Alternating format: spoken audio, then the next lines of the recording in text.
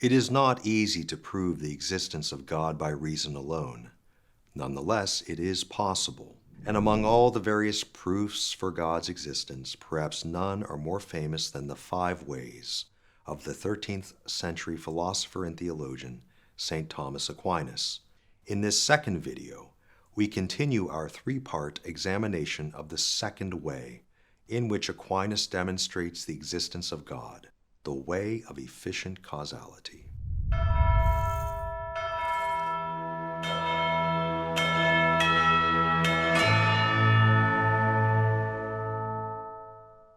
In our previous, the first video on Aquinas' second way, we introduced this famous argument for God's existence, and we noted 3 of the proof's big-picture themes and characteristics. First, we noted that the argument begins with something accessible to all normal people in all ordinary circumstances, human sensation of the world around us. Aquinas begins his second way with ordinary human experience. Second, we noted that the argument concludes, unsurprisingly, that God exists.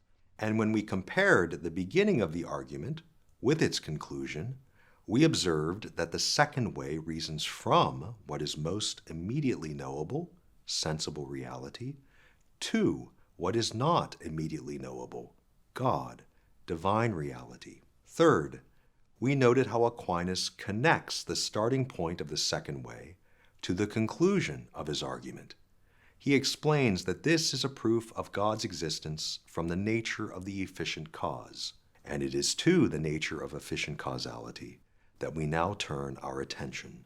In order to understand efficient causality, it is helpful to reflect briefly on causality in general. Everyone possesses at least a vague or a general notion of what a cause is, and if we were asked to provide a definition of cause, we would probably say something like, a cause is something that does something to something else. And this is quite true. We can define a cause precisely as that from which something else proceeds with a dependence in being. Although there are many different types of causes, generally speaking, a cause is a positive principle or reality that exerts some influence on a thing that is coming into existence in some way.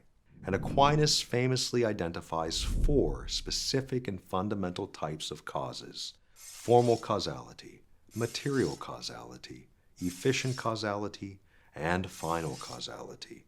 All 4 of these types of causes are important for a precise and accurate knowledge of created reality.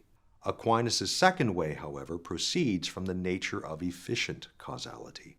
Therefore, in this video, we will investigate this very specific type of causality. If the general definition of a cause is that from which something else proceeds with a dependence in being, a specific definition of an efficient cause would run like this. An efficient cause is that which brings something into being, or in some way alters a being that already exists. Therefore, an efficient cause is a profoundly active cause. Let us consider an example. Envision a sculptor chiseling a bust of Aristotle out of a block of marble. Before the sculptor began his work, the bust of Aristotle did not exist. The only thing that existed was the block of marble. It is only through the work of the sculptor on the marble block that the bust of Aristotle comes into existence. In this scenario, the sculptor is the efficient cause of the bust of Aristotle. The sculptor is the agent that acts upon the marble, that brings the marble resemblance of Aristotle into being. If we reflect further on this example of efficient causality, we also realize that the bust of Aristotle was incapable of bringing itself into existence. In other words, the bust of Aristotle is an effect of the sculptor, who is the efficient cause. The bust could not make itself the bust that it is. Of course, a marble bust isn't alive. It can't move. But even if it could move, it wouldn't be able to make itself. Absolute self-causation is impossible. Not even God could have created himself. In order for something to bring itself into its own existence, it would have to be and not be at the same time and in the same respect.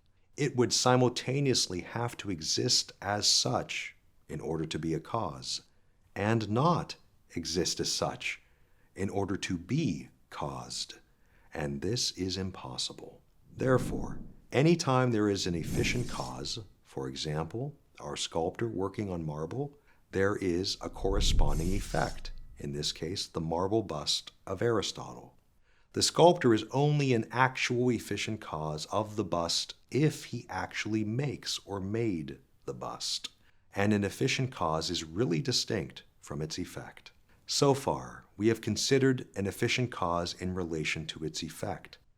Let us now reverse this order and consider an effect in relation to its cause.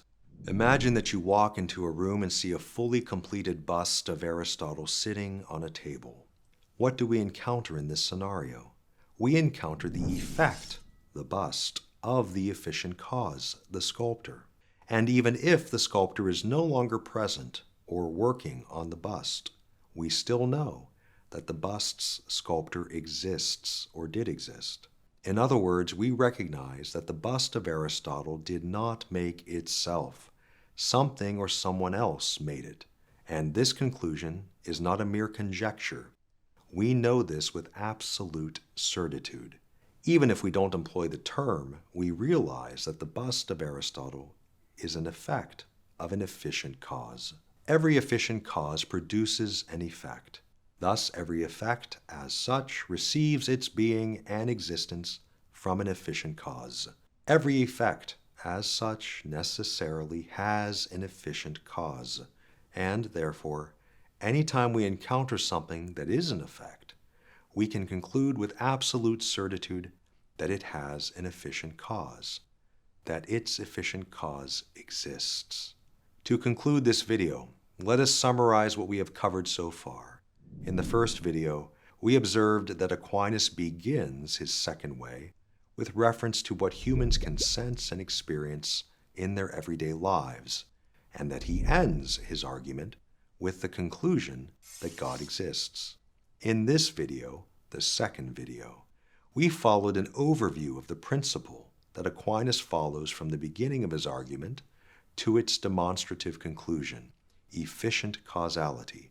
In our next video, the third and final video on Aquinas' second way, we will apply what we have considered so far to the concrete steps of this argument for the existence of God, an argument that proves God's existence from the nature of efficient causality.